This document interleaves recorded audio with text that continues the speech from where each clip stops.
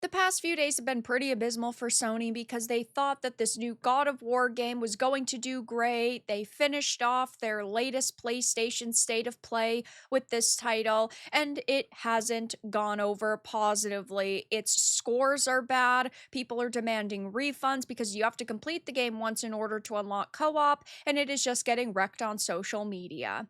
I have a few different things to show off, but before I get into the topic, if you enjoy the content I create, check out the links in the description, join the community in my live streams, and consider supporting through Patreon or YouTube memberships. Now, when I initially saw this game, because I do stream every major gaming event, I thought, okay, this looks like it could be fun, maybe a good $10 to $15 game. But when I found out that this game was $30, I instantly was not interested. I think that when you get over the $20 price tag, it becomes harder and harder to justify your game's price because a game like Hollow Knight Silksong, which can give you hundreds of hours of enjoyment, it's extremely high quality, it is a phenomenal experience, is only $20. It's like with AAA $70 experiences, most of them are not worth that price when games like Expedition 33 are only $50. And so my entire mindset surrounding this title had changed when I found out it was $30, and a lot of people were also turned off by that price. But then you find out days later, oh, you can't actually have co op unless you complete the game once. That is insane. The reason why you might want to play with a friend at release is so you both get that brand new experience together. I don't usually have as fun of a time going through a game a second time as I do the first because nothing's new, nothing's unique, nothing's fresh, nothing's special. And the fact that you're like ripping away that experience from people is just really bad, in my opinion.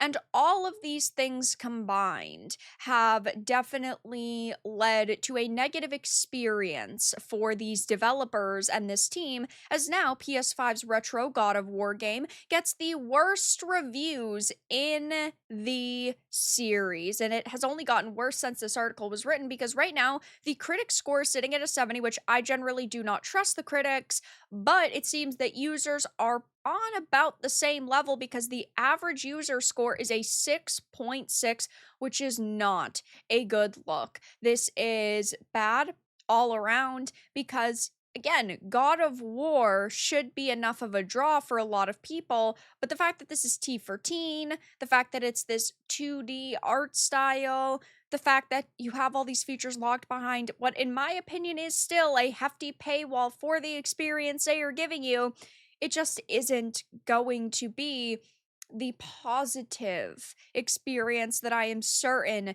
this team expected. I get it, right? People think, oh, God of War, I'm instantly going to buy it a lot of the time, but that didn't happen here. So it says reviews are beginning to trickle in for God of War Sons of Sparta, the new retro-inspired side-scroller from Mega Cat Studios. The verdict, this is good, but not a great Metroidvania, and given the sheer number of alternatives in the genre, that may not be enough to cut it. And again, I would probably still buy this for $10, but it's not going to drop for several months, I'm sure. It is the lowest rated God of War game ever released, although, as you can no doubt imagine, the bar for this franchise is extremely high. The previous low was the PS3 prequel God of War Ascensions 80. Mobile game God of War Betrayal isn't listed on Metacritic, but generally received very positive reviews in 2007 as well. This game does look like a mobile game. They're trying to bridge the gap between God of War Ragnarok and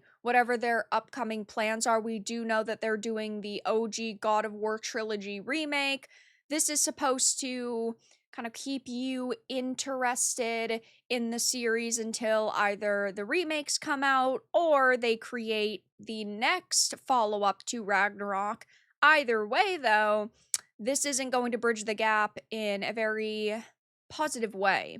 There's still time for the game to settle above an average score of 70. Our review on Push Square is still forthcoming, although our reviews generally align with what other outlets are saying. Now, do I believe that every game needs to be a 10 out of 10? No. I think it's perfectly fine for some games to release and be okay or slightly above average. Not every game needs to be a masterpiece, but is this a game that God of War's core audience is going to love? Is this the game that the core audience has been asking for?